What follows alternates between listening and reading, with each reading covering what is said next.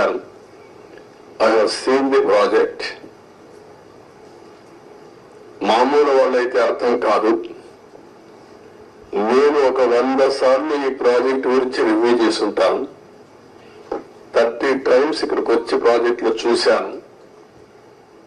అడుగడుగున అన్ని నిర్ణయాలు నేను భాగస్వామిని అని అర్థం చేసుకోగలిగాను. ఈరోజు ఒక పక్కన డయాఫామ్ వాల్ 3 బిట్స్ లో పోతే ఇప్పుడు ఆల్టర్నేటివ్స్ ఏంటంటే మీనమేషాలు లెక్కేసే పరిస్థితికి వచ్చారు.